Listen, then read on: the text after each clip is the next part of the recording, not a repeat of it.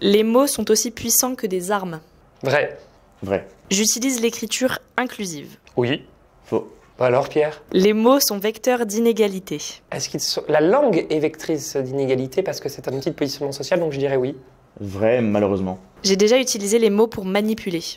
On a une mauvaise perception du mot manipuler. En tout cas, les mots séduisent et séduxere en latin, ça veut dire conduire. J'espère que ça m'est jamais arrivé, mais peut-être malgré moi. Oh le menteur. Ça tcha-tcha. Quand on veut, on peut. Non, faux. Malheureusement, c'est souvent l'inverse. C'est quand on peut qu'on veut. Les concours d'éloquence sont réservés aux hommes. Faux, même si malheureusement, on retrouve des stigmates sociaux. C'est faux. Même chose, en effet, il y a beaucoup d'hommes, mais dans l'esprit, ils ne sont pas réservés du tout aux hommes. La langue française se perd.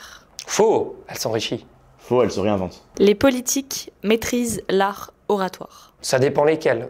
Je trouve de moins en moins. Faux. Pas tous, en effet. Faux. C'est quoi être éloquent? C'est quoi être éloquent? En fait, la bonne nouvelle, c'est que c'est plein de choses. Il n'y a pas une seule manière d'être éloquent.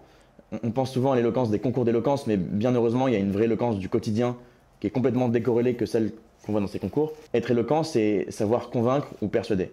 Et il y a plein de manières de le faire, pas forcément avec sa verve ou son charisme, ça peut être avec des mots simplement sincères. Mais voilà, en tout cas, l'objectif de l'éloquence, c'est savoir convaincre, persuader, finalement transmettre des idées, quelles qu'elles soient. Si l'éloquence est plurielle, il y a quand même un dénominateur commun. Je crois que la personne qui est éloquente, elle arrive à suspendre le moment et à offrir un présent. Et d'ailleurs, c'est intéressant parce que le mot présent, il renvoie à deux significations. D'abord, le présent, c'est ce qui se vit dans l'instant.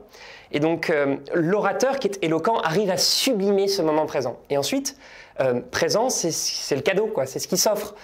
Et l'orateur, lorsqu'il est éloquent, il arrive à offrir des émotions, des idées, des convictions, des sentiments. Il fait partager un moment qui est extraordinaire avec une certaine grâce du présent. Je crois que c'est ça, c'est pour ça qu'on peut dire que ce qui est éloquent, c'est un présent qui est sublimé. Et j'ai rajouté un point qui est un sujet d'intimité aussi. C'est un présent qui rentre dans l'intime de l'autre. Et en effet, c'est ça, parce qu'on disait c'est transmettre des idées, l'éloquence. Et pour entrer dans l'esprit de quelqu'un et faire infuser finalement des idées, il faut rentrer dans une forme d'intimité. Et moi, c'est une métaphore que j'aime beaucoup, c'est celle de la chambre à coucher, par exemple. On n'invite pas n'importe qui dans sa chambre, on n'invite que des amis proches, sa famille, ou son compagnon, sa compagne, parce qu'il y a une question d'intimité. Et l'esprit, c'est un peu pareil. On n'invite pas n'importe qui dans son esprit, et c'est pour ça qu'il y a un vrai sujet de l'émotion, notamment du rire et de la colère ou d'autres émotions, quand on essaie d'être convaincant, parce qu'on ne rentre pas dans la chambre directement, donc on va sonner en bas de l'immeuble avec le rire, on va toquer à la porte avec de l'émotion, et c'est une fois qu'on a acquis ces éléments-là, qu'on a réussi à pénétrer l'esprit, qu'on va vraiment rentrer dans la chambre et dans l'intimité des idées de quelqu'un. C'est ça finalement l'éloquence, c'est rentrer dans l'intimité de quelqu'un d'autre. Et si je file ta métaphore, en fait, quand on dit que parler juste, c'est une mise à nu, il y a cette idée-là de l'authenticité. Tu ne ferais pas rentrer un inconnu chez toi. Exactement. Il faut donc avoir une certaine forme de congruence, qu'au moment où on s'exprime, on ne se dise pas que la personne qui est face à nous est en train de nous raconter n'importe quoi, n'importe comment. Non, il y a quelque chose qui est de l'ordre de la sincérité. Et il est convaincant parce qu'il est convaincu. Oui, et on se livre des intimités réciproques. C'est pour entrer dans ton intimité, je dois aussi livrer la mienne. Et c'est pour ça que la bonne éloquence, la vraie éloquence, c'est une éloquence authentique, sincère. Une bonne parole, c'est une parole qui vient vraiment du fond. La rencontre entre l'orateur, l'auditoire ou ses interlocuteurs, c'est ça. Il y a quelque chose qui est de l'ordre de la complicité, un lien qui est unique. Et c'est pour ça qu'on peut dire que l'éloquence est un présent, parce qu'on ne se baigne jamais deux fois dans le même fleuve. Donc le moment qui est partagé est complètement unique et éphémère. C'est pour ça d'ailleurs que certains ont aussi peur de la parole, mais je crois qu'on pourra y revenir. Est-ce que selon vous, tout le monde peut être éloquent? Est-ce qu'on est tous égaux face à la parole? Il y a pour sûr une question de prédisposition. Certains plus naturellement, il y a aussi une question d'éducation, mais plus naturellement certains ont des qualités que d'autres n'ont pas, et c'est la vie qui est parfois injuste. Plus des questions d'éducation qui se surajoutent, ou certains qui ont été amenés à parler beaucoup dans leur enfance et qui de fait à l'âge adulte prennent plus d'espace naturellement, ça c'est sûr. Est-ce que pour autant l'éloquence n'est pas quelque chose qui s'apprend? Si. Tout le monde n'est pas destiné à être Christiane Taubira ou Edouard Baird. Tout le monde peut être destiné à avoir une parole qui a du sens, une parole qui compte et une parole qui est écoutée. Il y a deux choses à distinguer. D'une part, le fait que, évidemment, que l'éloquence est une pratique qui s'inscrit dans des inégalités sociales, des inégalités linguistiques. La langue est un outil de positionnement et de domination sociale. C'est une évidence. Par exemple, le Robert, quand on regarde ses dictionnaires, en fonction des éditions, ça va entre 60 000 et 100 000 mots dans la langue française. Un Français moyen maîtrise à peu près 5 000 mots. C'est moins de 10% de la langue française. Et en fonction, en effet, des écarts sociaux, on va maîtriser plus ou moins de mots. Et c'est une évidence que plus on a de vocabulaire, plus sa parole est riche. Moins on a de vocabulaire, moins on est en capacité de pouvoir mettre des mots sur ses émotions et sur la définition qu'on a du monde. Donc, il y a une inégalité sociale, c'est une évidence. Mais tout le monde peut cultiver son éloquence. Et on pourrait même introduire une notion, qui est celle que je défends, de signature oratoire. Chacune et chacun, à sa manière, peut porter une éloquence. C'est-à-dire qu'il ne faut pas avoir seulement l'image du tribun qui serait capable de pousser la foule à la révolte. C'est pas que ça, l'éloquence. Les introvertis peuvent être éloquents. L'éloquence de la diplomatie, l'éloquence qui permet de se réunir. Il y a mille et une nuances de l'éloquence. Ouais, et je rebondis sur le fait que certains maîtrisent plus de mots que d'autres. Finalement, c'est pas rédhibitoire que d'avoir un vocabulaire moins construit ou moins riche. Parce qu'en fait, ça rejoint ce qu'on disait juste avant. L'éloquence, elle est d'abord dans la sincérité. Et donc, il y a évidemment un sujet de forme, c'est quand on enrobe un fond de jolis mots, ça aide, mais c'est d'abord et avant tout du fond. Et donc, c'est pour ça qu'on voit que des personnes parfois plus jeunes, par exemple, mais qui ont vécu des choses très difficiles, ou des choses très difficiles à dire, peuvent, alors qu'ils n'ont pas le vocabulaire le plus riche, être beaucoup plus convaincants parce que vont puiser des émotions bien plus profondes. Donc, la forme aide, mais elle n'est pas, dirais-je, autosuffisante. Non, il faut du fond. Bien évidemment, c'est toujours la question du message et du messager. On peut avoir un bon message et être un mauvais messager. On peut être un mauvais messager et avoir un bon message. La question, c'est comment est-ce que les deux arrivent à se croiser pour permettre justement ce moment-là qu'est l'éloquence, en s'appuyant notamment sur cette discipline qui est magnifique, qui est la rhétorique. Moi, j'avais une question un petit peu dans ce sens-là. Est-ce que, parce que vous parlez d'émotion et d'être convaincant parce que convaincu, est-ce que éloquence veut toujours dire vérité ? Là, je vais distinguer éloquence de rhétorique. L'éloquence est une compétence.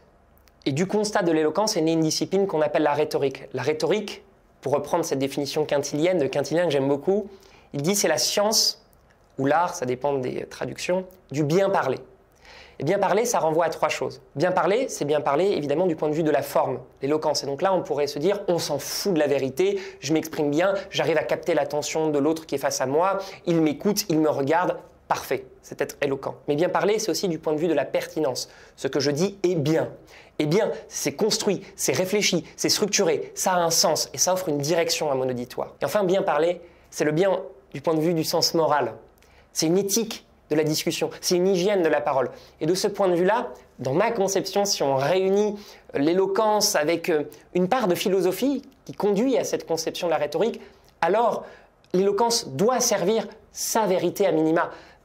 Et quand on rentre dans l'arène discursive, justement, on vient défendre des convictions qui nous apparaissent vraies parce qu'elles sont en adéquation avec qui on est et la conception qu'on a du monde. Je ne vais pas trop compléter parce que l'essentiel a été dit, je suis d'accord. Moi, la question m'évoque Schopenhauer, c'est l'art d'avoir toujours raison. C'est toujours la question de est-ce qu'on veut dire la vérité ou est-ce qu'on veut gagner un débat? Est-ce qu'on veut écraser l'autre ou est-ce qu'on veut faire primer finalement sa vérité à soi qui n'est pas forcément la vérité?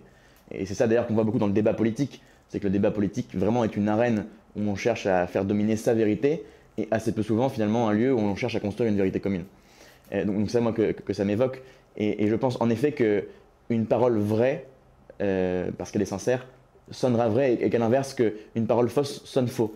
Et donc finalement, dirais-je à long terme, une parole éloquente sera plutôt plus facilement en tout cas une parole sincère, parce que justement le faux sonne faux et donc on ne dupe vraiment jamais personne avec une rhétorique fallacieuse. Justement, est-ce que vous auriez 3 astuces à donner pour les personnes qui vont regarder cette vidéo si elles cherchent à devenir plus éloquentes? Moi je dirais d'abord une astuce qui est un peu étrange, c'est vivre. Parce que ce qu'on dit depuis tout à l'heure, c'est que l'éloquence, c'est parler de soi, c'est évoquer des convictions profondes, c'est avoir du fond. Et en fait, ce fond-là, il vient des expériences, il vient de la vie. Et donc, il faut vivre des choses profondes, intimes, des relations amoureuses, pour ceux qui peuvent, des voyages, des moments en famille, cultiver dans la littérature, le cinéma, tous les arts finalement, des choses qui vont nous émouvoir. Parce que pour créer de l'émotion chez les autres et pour être convaincant, il faut d'abord en avoir ressenti, je pense. Donc, le premier conseil que je donne est peut-être un peu étrange, mais il est aussi simple, vivre. Pour bien parler, il faut apprendre à parler, et donc il faut pratiquer la parole. Mais pour pratiquer la parole et bien parler, il faut bien penser. Il faut réussir à, dans son esprit, y voir clair pour pouvoir alors restituer une certaine forme de simplicité à l'oral. Mais pour bien penser, il faut réussir à se nourrir. Donc on peut en effet vivre, on peut aussi lire dans les ouvrages. Donc bien penser, c'est aussi bien lire. Et quand on se confronte à la lecture, si ensuite on veut pouvoir restituer aussi sa pensée, il faut savoir écrire. Donc je dirais que pour apprendre à bien parler, Pierre a raison, il faut vivre, il faut lire, il faut écrire et il faut continuer à pratiquer la parole. À cette seule condition, on apprend à bien parler. Bon, ça fait 4 et pas 3, mais c'est encore mieux. 5, si on compte le tir. Qu'est-ce qui, selon vous, fait qu'un discours est gagnant? Et si possible, en donnant un petit peu quelques clés sur la manière dont vous écrivez un texte, qu'est-ce qui fonctionne, ne fonctionne pas, et voilà, qu'est-ce qui fait d'un discours quelque chose qui va marquer et dont vous êtes fier? Moi, il y a 3 choses que j'aime bien identifier dans un discours, et les 2 premières semblent contradictoires, mais elles ne le sont pas. La première chose, c'est un sujet d'originalité. C'est qu'on voit dans un concours d'éloquence souvent, mais dans un discours plus largement, que finalement tout le monde se ressemble un peu, et encore plus dans les concours d'éloquence. Et je rejoins ce que tu disais tout à l'heure sur la signature oratoire, il faut quelque chose qui vraiment nous distingue, soit dans le timbre, soit dans la créativité simplement de l'écriture du texte. Donc première chose, un sujet d'originalité pour se distinguer des autres, pour qu'on se remarque et qu'on soit clairement identifiable. Deuxième chose, un sujet, et là c'est Quintillier encore, de complétude. C'est-à-dire, certes, il faut une signature et quelque chose qui fait qu'on se démarque clairement des autres, et en même temps, si j'ose dire, il faut aussi qu'on sache aller chercher des registres très différents, du rire et de l'émotion, de l'argumentatif et du lyrique. C'est un sujet de complétude. Et puis, troisième sujet, c'est un sujet de narration. Un bon discours, il raconte une forme d'histoire. Pas forcément avec un « il était une fois » et avec un jeu qui est omniprésent, mais avec un point A qui est un point de départ, un point B qui est un point d'arrivée, et vraiment un fil rouge qui se tisse de ce point A à ce point B, de telle sorte qu'à la fin, en regardant l'entièreté du discours, on se dise « d'accord, j'ai vraiment appris quelque chose » ou « j'ai appris à découvrir quelqu'un en tout cas ». Un discours est gagnant quand il est une rencontre. Quand il donne à voir sur soi, qu'il est une fenêtre sur son intériorité ou sur le monde, qu'il donne un peu à voir de ses convictions. Les mots sont à la fois poétiques et politiques. Ils colorent sa pensée. Il faut qu'on arrive à deviner quel est le tableau que nous offre la personne et qu'il soit en effet unique. Dans la manière, en tout cas moi, dont je construis mes discours, c'est un peu à la façon d'un horloger. C'est-à-dire que je vais aller chercher cette complétude-là. Je vais faire en sorte qu'il y ait des passages qui invitent à la réflexion et qui permettent de donner à nourrir ensemble, collectivement, aux esprits qui sont présents dans la salle. Mais aussi de faire vivre des montagnes russes un peu émotionnelles, quoi, qu'on ressente quelque chose, qu'on ait le cœur qui bat. Et je crois que c'est ça qui fait qu'un discours est gagnant, c'est quand il parle autant à la tête qu'au cœur, qu'aux tripes. C'est le fameux triptyque docere, placere, movere, plaire, instruire, émouvoir. Si le discours arrive à avoir ce tiercé gagnant, alors il l'est. Exactement, d'où la complétude justement. Tout à fait. Okay, exactement. C'est justement, c'est Cicéron qui disait, mais parce que être un bon orateur, c'est une quête infinie. Il faut avoir à la fois le geste du tragédien, il faut avoir la pensée du dialecticien, la réflexion du philosophe, être à la fois un comédien et en même temps avoir la mémoire du jurisconsulte. Enfin, c'est un boulot qui est herculien, mais c'est ça qui est fabuleux en fait dans l'éloquence, c'est qu'on n'a jamais fini de se perfectionner. Introduire à la fois une touche d'humour et en même temps comment est-ce que j'arrive à faire chialer la salle. Bah ouais, c'est pas évident mon pote, il faut réussir à concilier les deux. Mais c'est ça, c'est ce challenge et ce défi qui est fabuleux quoi, dans ce milieu-là. Je reviens sur la construction du texte. Je crois que j'ai une manière très bizarre, j'allais dire très mauvaise de faire, c'est que je pars souvent de la forme avant de penser au fond, ce qui n'est pas forcément un conseil que je donnerais. Moi, j'ai quelque chose que je fais beaucoup, c'est que j'écris en permanence. J'ai une note dans mon téléphone qui, si on la déroulait sur un parchemin, ferait plusieurs milliers de mètres à mon avis. Et donc en fait, je pars de ça, des choses que j'ai pu écrire ou des choses que le sujet m'inspire, plus sur la forme, des phrases, certains diraient en politique des punchlines. Et puis j'essaie de voir finalement comment, au-delà de la forme qu'elle incarne, on peut essayer de leur donner sens. Finalement. Et en fait, il n'y a pas de bonne ou de manière, on dirait Mission Cléopâtre. Là. Mais vous savez, moi je crois pas qu'il y ait de bonnes ou de mauvaises situations. De construire un discours. En fait, certains sont très attachés à la forme, et c'est plutôt mon cas, d'autres plutôt au fond, et c'est plutôt ton cas. Et la question, c'est comment est-ce qu'on part de l'un pour vraiment arriver à l'autre, et sans jamais que l'un, finalement, ne mange l'autre ou ne le fasse complètement disparaître. En tout cas, pour qu'il y ait une fidélité qui s'installe entre le public et l'orateur ou l'oratrice, il faut qu'il y ait un mariage de la forme et du fond. Ça, c'est une évidence. Quitte à tout faire à l'envers, envers et contre tous, je commencerai ce discours par la fin. Puisque, et La Fontaine très justement nous le rappelait, en toute chose il faut considérer la fin. Mais considérer, ce n'est pas simplement penser, n'en déplaise à Pascal. Oui, je suis fou.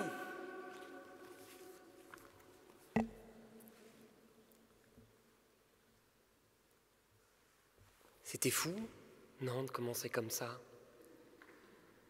Mais ça aurait été encore plus fou de ne pas le faire. 21 heures passées, la fatigue vous gagne. Et sur les 2 passages que vous aviez pu voir, est-ce que vous pouvez y revenir en quelques mots sur ce que ça vous rappelle, sur la manière dont vous l'avez construit? Ouais, plusieurs choses. D'abord, bon, on a un peu vieilli, Elliot, j'ai l'impression. En bien, j'espère. J'ai la barbe, pas toi encore. Ça viendra un jour, j'espère.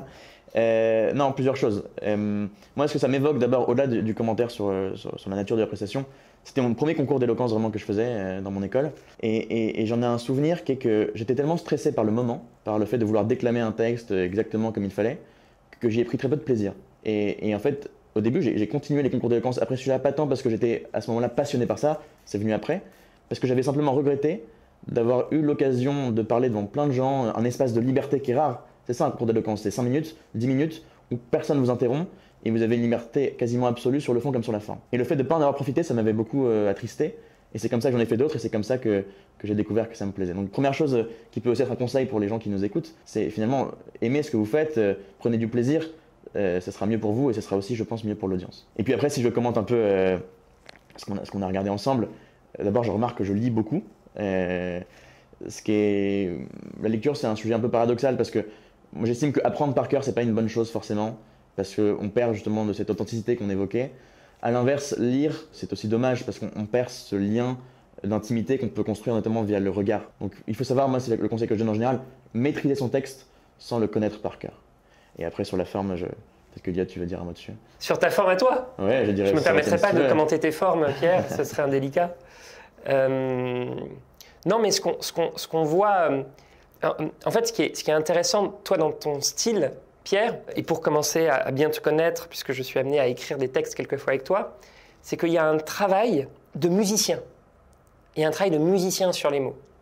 C'est-à-dire que la construction des phrases, la syntaxe est celle d'un instrument de musique, j'ai l'impression. C'est-à-dire que tout est bien accordé, tout sonne bien à l'oreille. Et dans la manière dont tu l'as de l'interpréter, ce qu'on appelle la prosodie, c'est une restitution fidèle à la façon dont tu as poli un peu les mots pour qu'ils puissent avoir un éclat à la fois qui soit beau et en même temps agréable à l'oreille. Et c'est ça qui retient mon attention quand je regarde toi tes prestations. Bon, il n'est pas aussi gentil quand il n'y a pas de caméra d'habitude. Non, bah, déjà merci. Et je pense qu'en effet, à l'inverse, le défaut de ça, c'est parfois de faire de la forme pour de la forme, qui est le grand reproche qu'on peut faire, parfois qu'on doit faire au monde des concours d'éloquence. Hein. C'est ce qu'on entend souvent, c'est la parole qui parle pour ne rien dire. J'ai cette tendance à le faire parce que j'aime un peu ça aussi, qui est justement à tout l'inverse de ce que tu fais toi parfois. C'est que tu pars toujours d'un message de fond qui est puissant. Et surtout dans l'extrait qu'on a vu là, c'est le sujet d'originalité pour moi qui ressort.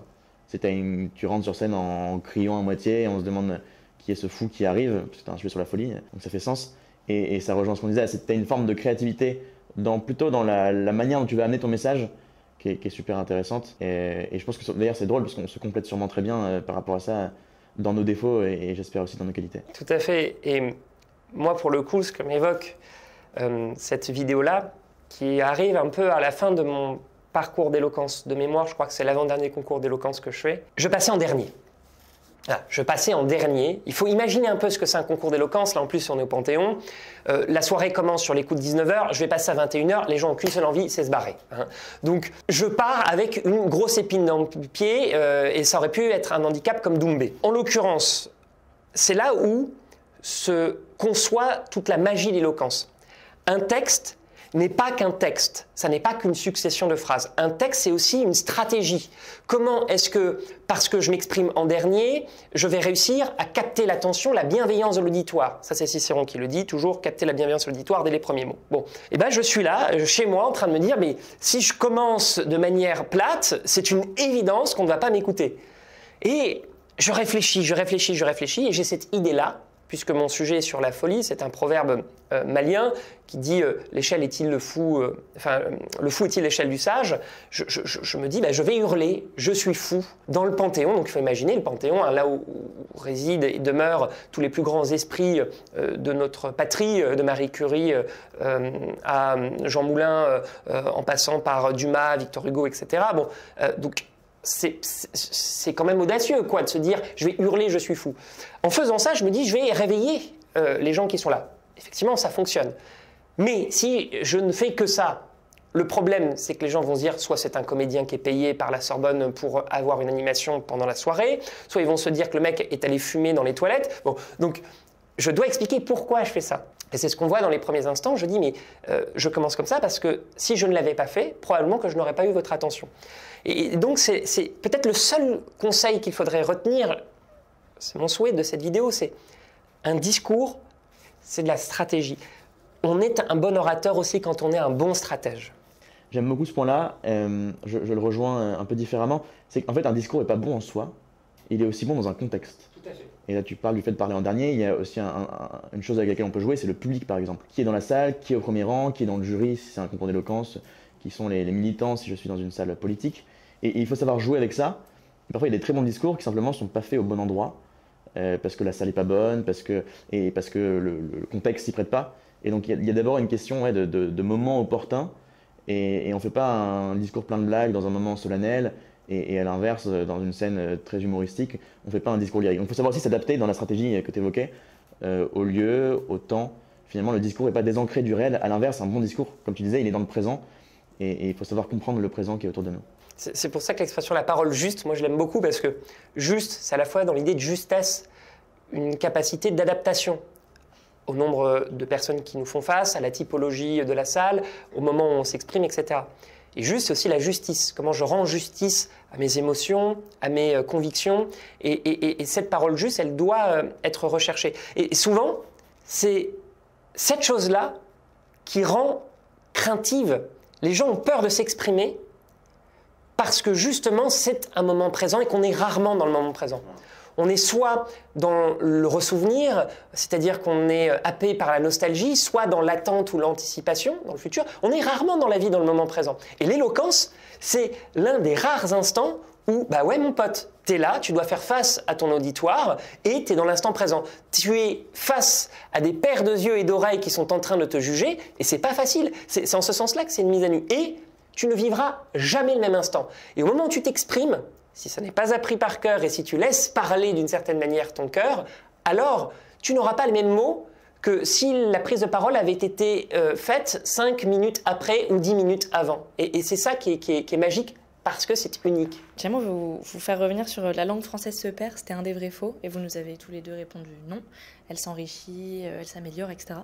Et je voulais un peu vous demander quelle était votre opinion sur un débat qui, ma foi, fait grandement la une en ce moment, Aya Nakamura. Est-ce que vous avez un avis là-dessus sur est-ce que c'est cette personne qui devrait nous représenter pour les JO? Parce que souvent, la chose qu'on lui jette à la figure, c'est que c'est pas de la langue française et qu'elle ne devrait pas représenter la France. Du coup, je voulais un petit peu avoir votre opinion là-dessus. Moi, ce qui m'avait surpris dans ce débat-là, c'était qu'on voulait, si je dis pas de bêtises, que Aya Nakamura chante du Piaf. Ce qui, moi, me surprend, c'est que, au-delà du débat qui a son intérêt, je trouve, mineur par rapport à la polémique qu'on en a fait, ce qui m'a surpris, c'est qu'un artiste aussi est juste quand il arrive à être ce qu'il est. Or, ce qui est évident, c'est que Aya Nakamura et Edith Piaf, c'est pas vraiment le même style, quoi qu'on pense des deux styles, d'ailleurs, l'un comme l'autre. Et donc, moi, ce qui me surprenait, c'est soit on dit on veut Aya Nakamura et on veut aussi sa manière de faire vivre la langue, qui est assez originale, qui est en tout cas très moderne, soit on dit on veut une version d'un français plus ancien et qui est très différent, et dans ce cas, on a un artiste qui incarne cette vision-là. Mais c'est plutôt cette manière de vouloir mélanger les deux, de faire un peu plaisir à tout le monde, qui fait qu'à la fin, on fait plaisir à personne, qui moi m'a surpris et qui, je trouve, fait que ce débat-là est une perte de temps absolue, surtout quand on sait que l'organisation des Jeux Olympiques suppose quelques autres problèmes, peut-être plus importants que celui-ci. Je pense que la question dépasse le seul sujet d'Aya Nakamura parce que les critiques à la langue française et sa prétendue perte, disparition, ça date pas d'Aya Nakamura, c'est une vieille rengaine décennie après décennie.